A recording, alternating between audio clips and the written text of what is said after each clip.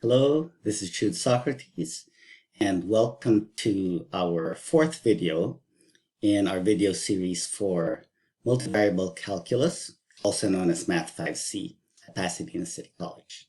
So in our last video, we talked about the cross product of two vectors. If you have u and v, we can construct u cross v, and this cross product had the special property that it was orthogonal or perpendicular to both u and v. So in our last example, we had 3 points in space. They formed a triangle, and we used the cross product to find a normal vector to the plane containing those 3 points. And in doing so, we were able to find a Cartesian equation for the plane containing that triangle. So today we're going to continue with the cross product.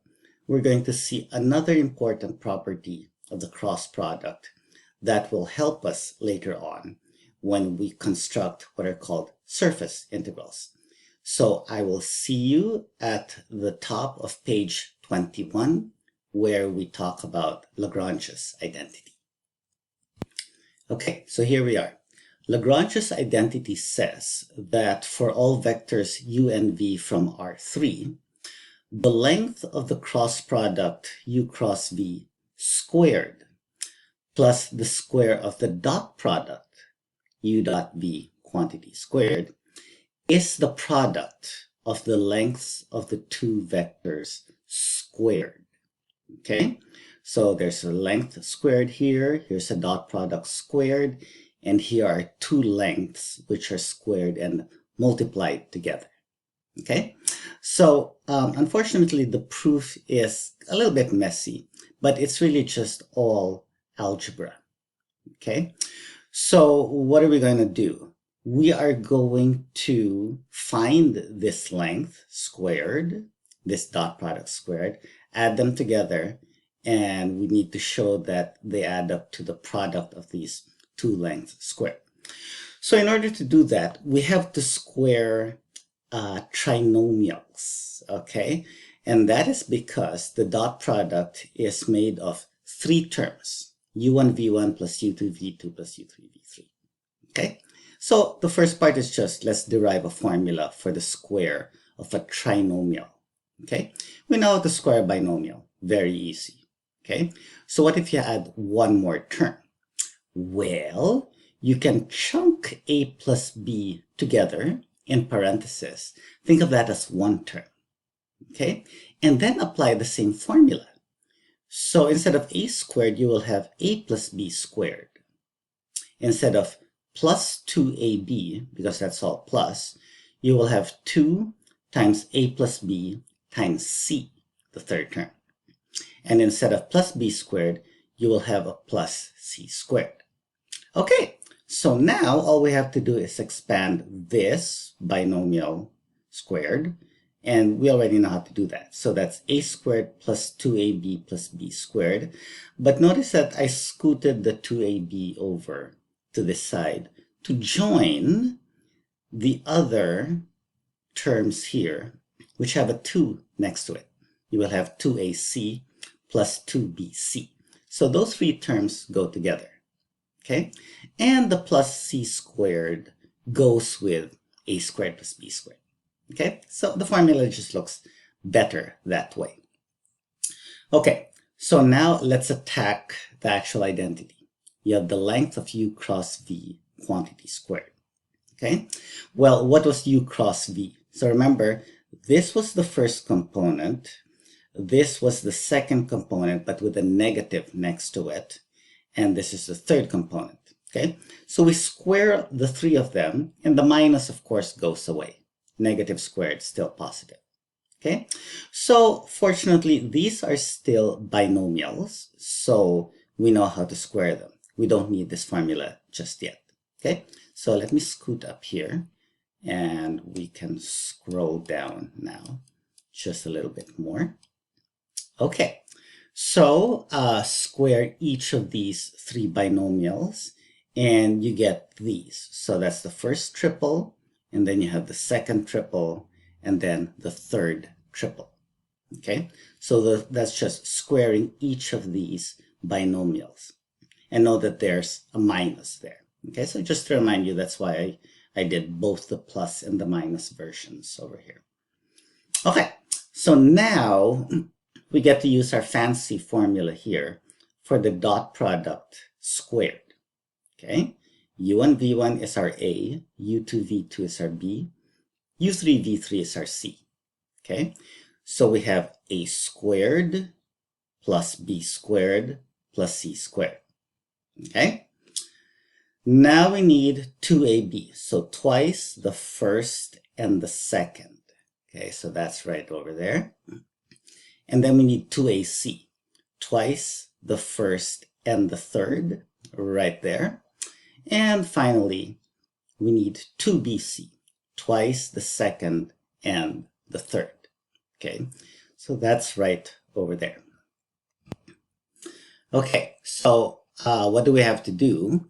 We have to add these two together, and we need to show that the sum is the square of the length of u times the square of the length of v. Okay, so what's the formula for the length of u squared? It's u1 squared plus u2 squared plus u3 squared. Similarly for the length of v squared. Okay, so this, unfortunately, we don't have a formula for it, but we do have the distributive property. Okay, we just have to patiently apply it in full brute force to this product. Okay, and all you have to do is take one term on the left, multiply it to one term on the right. Okay, and because there are 3 terms here and 3 terms here, we should get 9 terms total. And they have nothing in common. Okay, each pair is different from every other pair. So we have u1 squared v1 squared, u1 squared v2 squared, u1 squared v3 squared. Okay, so those are the 3 terms that you get by distributing the u1 squared. Repeat with u2 squared. So you have u2 squared v1 squared with v2 squared with v3 squared. You get the idea.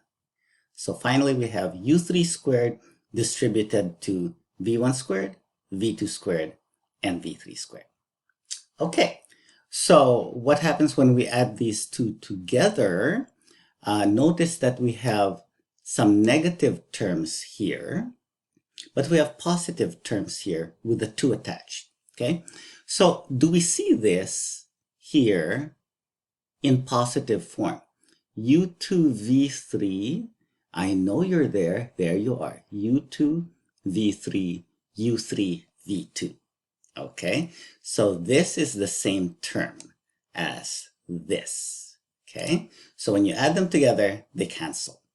Okay, so similarly, this will cancel with, where's u1 v3? Right there with u3 v1. Okay, so these two will cancel, and of course, this will cancel with this. Okay, so what's left? We will have 1, 2, 3, 4, 5, 6 terms there, and 1, 2, 3 terms right there. It's all accounting. u2 squared, v3 squared, I know you're there, you are right there. Okay, so add these 2 lines together, and you will get this third line. And that's exactly what Lagrange's identity says. Okay, so now we're going to use Lagrange's identity to find an interpretation for the length of u cross v squared.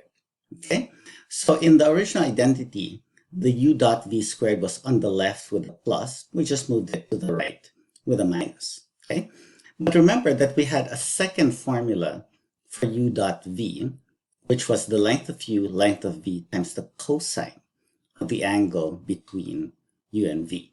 Okay, and remember, it's an angle between 0 and pi. All right, so when you square that, you get this, everything got squared. But when you subtract from the first term, of course, reminder, there's a 1 hiding there. So when you factor out length of u squared, length of v squared, you will get 1 minus cosine squared. And everybody knows from trigonometry that that is sine squared. Okay, so again, because theta is between 0 and pi, first and second quadrant, the sign is always positive or 0. Okay? So therefore, we can take the square root of both sides of this equation, and we just get that the length of u cross v is the length of u times the length of v times the sine of theta. Okay? So now, let's assume that u and v are not parallel to each other. Okay? So they actually make an angle which is between 0 and pi.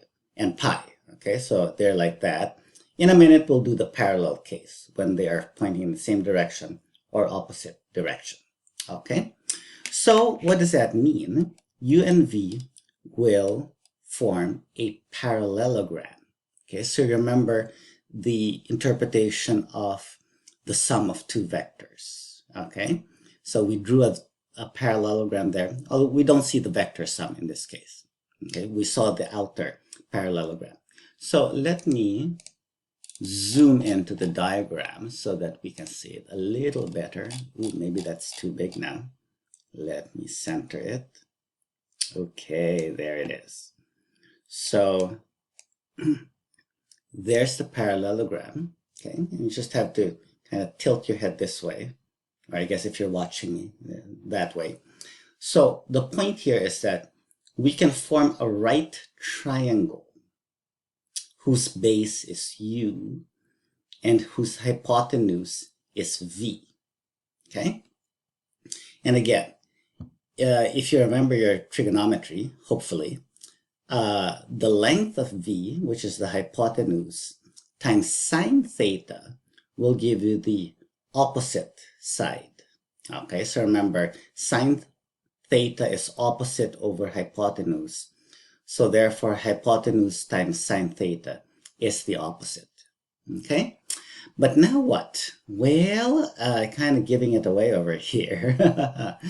If you multiply this by the length of u, then you get the area of that parallelogram. Okay? Why? Area is just base times the height. Okay?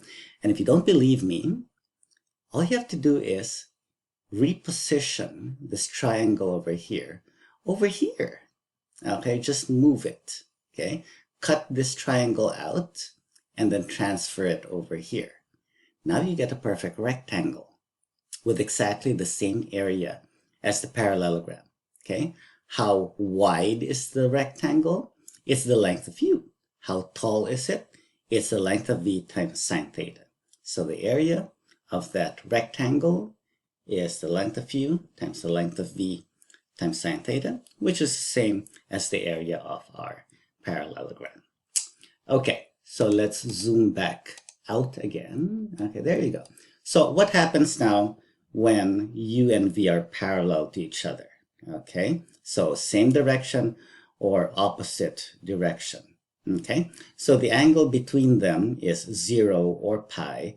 Gosh, what is sine 0, sine pi? They're both 0. Okay? Now, do they form a parallelogram? No, they form a straight line. No area.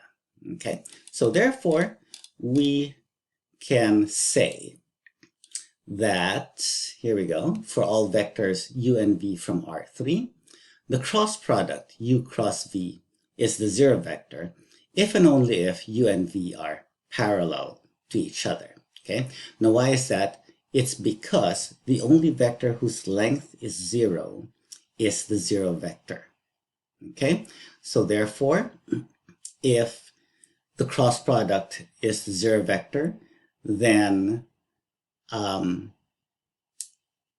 two vectors had to be parallel to each other because the area of the supposed parallelogram that they form is 0. Okay, but wait a minute, the only way that can happen is if the angle between them is 0 or pi. So therefore, they are parallel to each other. Okay, so of course it's more useful when u and v are not parallel to each other. Then u cross v is the area of the parallelogram determined by the two vectors when you draw them, of course, in standard position, where the tails are together at the origin, if you like. Okay. Now, of course, we can think of a triangle as half a parallelogram. So therefore, if you have 3 points in space or on the plane, you can form two vectors, P to Q and P to R. And remember, we did this in our last video for finding the equation of the plane containing these 3 points. They are collinear if and only if U is parallel to V. But if they're not collinear, then the area of the triangle that they form is half of the length of the cross product of these two vectors. Okay? And just to reiterate, U cross V is perpendicular to the plane containing these 3 points. It's a normal vector for the plane containing this triangle. So let's go back to scientific notebook and let's find the area of that triangle that we saw in our last video. All right, so here's a recap of the example we saw. We have these 3 points, P, Q, and R. We made the vector from P to Q. So remember, that's 1 plus 5, or 6, minus 1, minus 2, minus 3, 3 minus 4, minus 1. And then PR is 2 plus 5, or 7, minus 6 minus 2, or minus 8, and 7 minus 4, or 3. Okay, we found the cross product. And remember, I made a mistake here. Instead of a minus 18, I wrote plus 18. Okay, so you have to be very careful with the second term, second component. Okay, and then we have the third component right over here. No mistake there. So here is our cross product, right? So the theorem said if you want the area of the triangle, you have to get half of the length of the cross product. Okay, so we need to square these 3 numbers. So I'm not going to pretend that I can do that in my head. We need 17 squared plus 25 squared plus 27 squared. Okay, so scientific notebook says that is equal to 1643. Okay, so therefore the area of the triangle PQR is half of the square root of 1643. Right there. Okay. Now when scientific notebook gives me the radical symbol, it allows me to put the index in. So if you don't want to see that, all I have to do is cut and repaste. Okay, so that's the area, and what is that approximately? It's about 20.66. Okay, let's check out the diagram from yesterday. Okay, so here we are, and here are 3 points, and that's the plane. Okay, and again, to check, that plane passes through those 3 points. Boom. There you go, razor's edge. Okay, is that area 20.6? Your guess is as good as mine.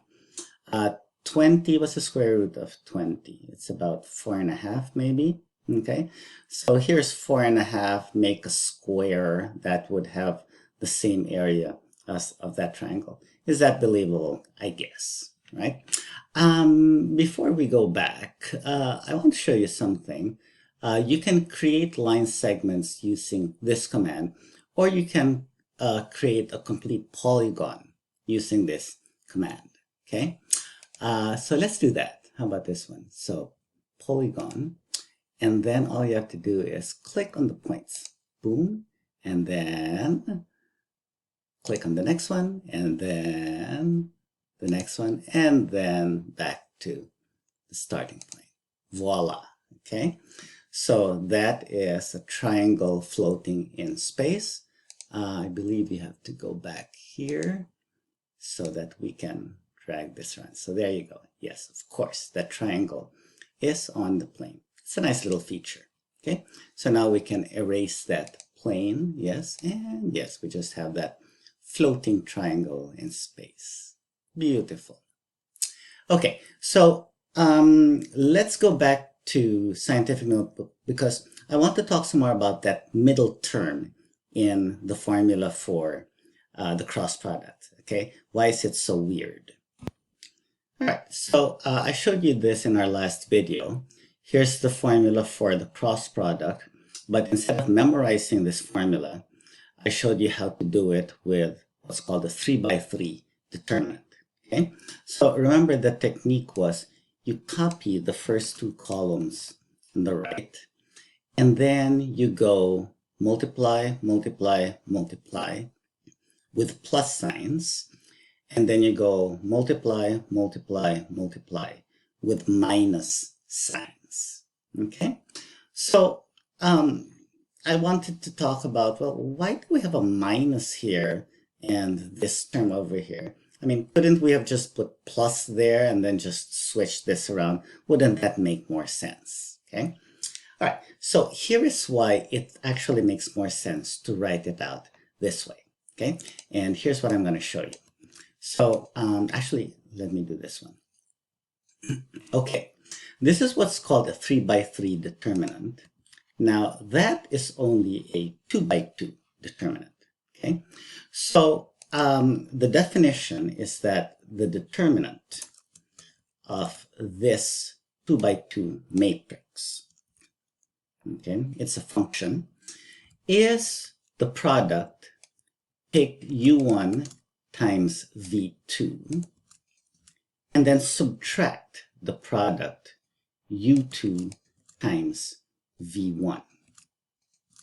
Okay, so notice that we went plus to the right, minus to the left. Okay, so that should remind you of what we did for the 3x3 determinant.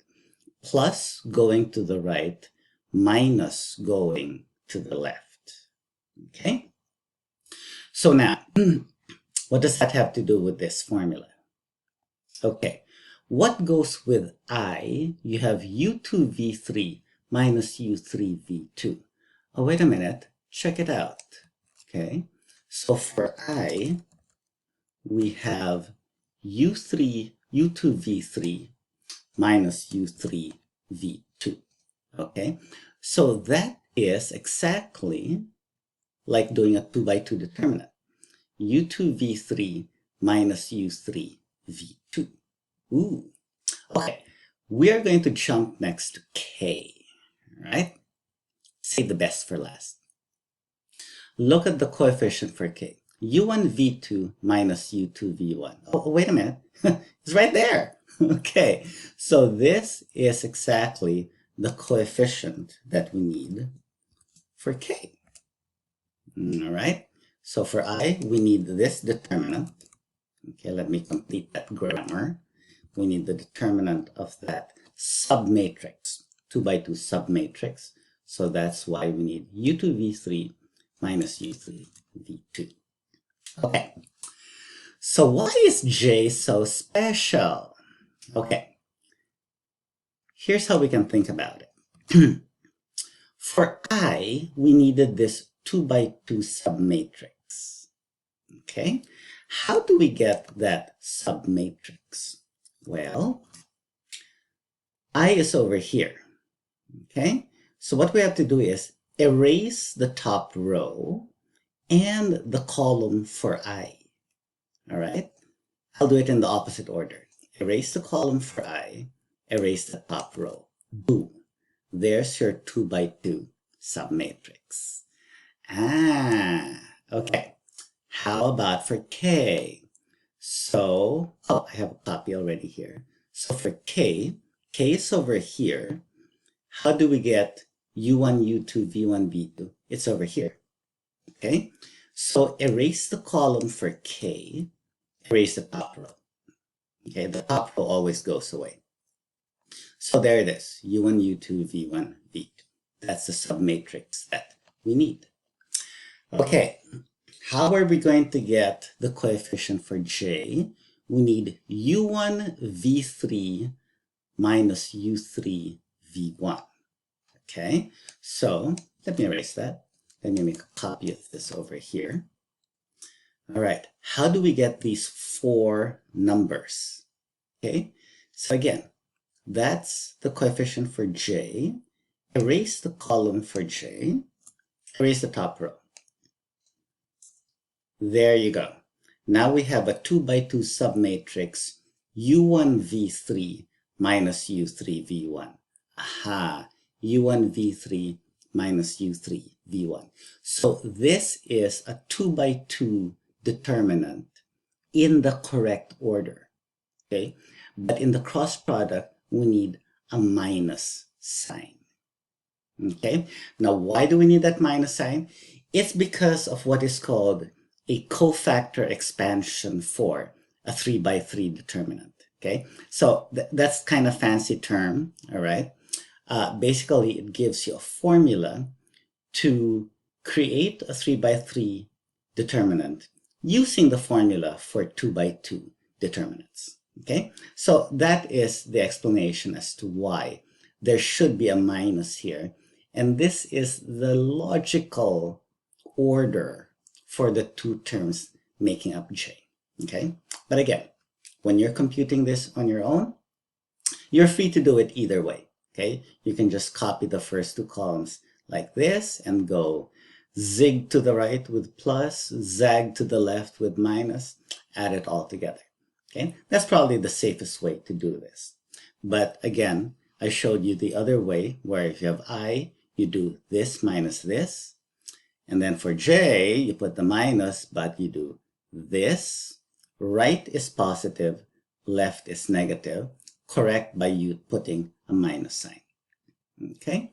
And then for K, you do right minus left. Okay? Practice, practice, practice. All right, so for our final topic in this video, let's talk about properties of the cross product. Just like that, properties for vector addition and scalar multiplication, and properties for dot products, we have properties for the cross product. Okay, so we have a surprising property. It's not commutative. It's what we call anti-commutative. Okay, it sounds devilish or whatever, but no, there's nothing evil about it. So V cross U is not the same as U cross V. It's the opposite vector. But fortunately, we have normal looking properties over here. Okay, so it is distributive both on the right and on the left. U crossed with the quantity V plus W is U cross V plus U cross W. Okay, however, you have to write these terms in the correct order. You are not supposed to put V cross U. Okay, so remember, we don't have a commutative property. So the order should be respected. U is on the left of both V and W. Keep U on the left. Okay, similarly, if W is on the right, crossing it with U plus V, then it distributes as U cross W plus V cross W. W stays on the right. Okay, do not switch the order. Homogeneity. If you have a scalar product, K times U, and then we cross it with V, the K can go out. Okay, U cross V is a vector, just multiply it to K, or the K can join the V instead. You get U cross K times V. Okay, again, don't write it as K times V cross U. Order is important. Zero vector property. If you cross U with any vector U with zero vector, you will still get the zero vector. Okay, why is that? Well, all the components here are zero. So in the formula, which has products, there's always a factor from each vector. So therefore, you get all zeros. Okay, and just to remind ourselves, you have the orthogonality property. U cross V is perpendicular to both U and V. Its dot product with U and with V is going to get you 0. Okay, so I leave these as an exercise for you.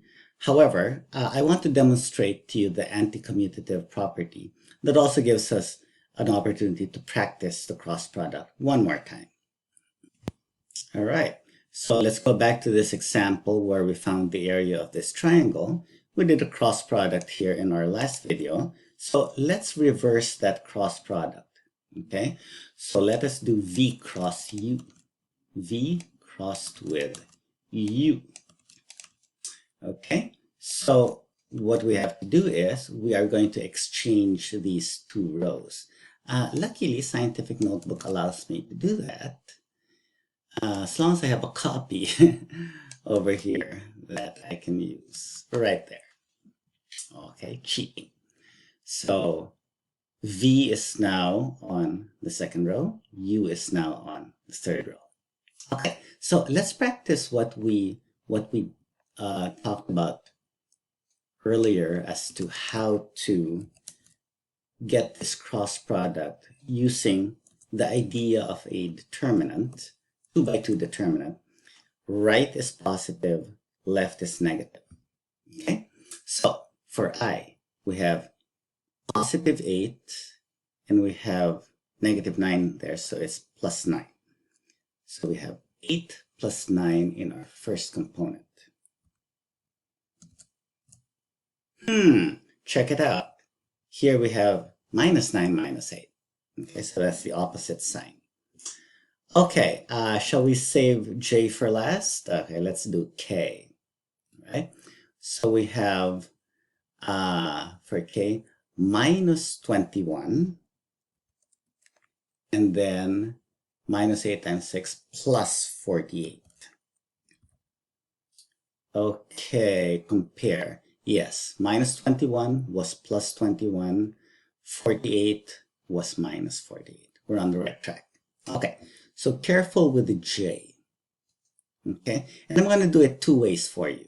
Okay, so in the first way, let's put the minus in front. And then let's complete the determinant using the formula that we had, which was right is positive, left is minus. Okay, so for J, we have minus 7 minus 18.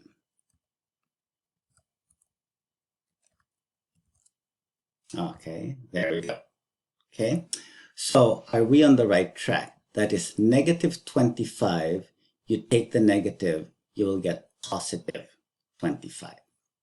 Okay, so yes, we get the exact opposite answer of what we get for U cross V. Okay, all right, so what's the other way? Okay, so the other way is for J, you have to go left is positive, right is negative. Okay, so yes, J is dangerous, right? You just got to be careful. Pick the method that you want to adopt for the rest of your life, and then practice until you get it perfect. Okay, so for J, you get 18, left is positive, and then minus 7 here, so minus 7 plus 7, right is negative. You still get 25. Okay, all right, so there we go. Ooh, we're under 40 minutes this time. That's good.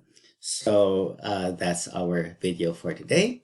We will continue next time with spheres, and we will talk more generally about quadric surfaces. The sphere is an example of a quadric surface, and functions of 2 variables. Okay, we're going to make it very, very general because, after all, we are a multivariable calculus class. So what we're going to do after we finish this handout is we're going to dive into double integrals. And for that, we have to understand functions of 2 variables. So until next time, I hope you enjoy the rest of your day, and I'll see you in our next video.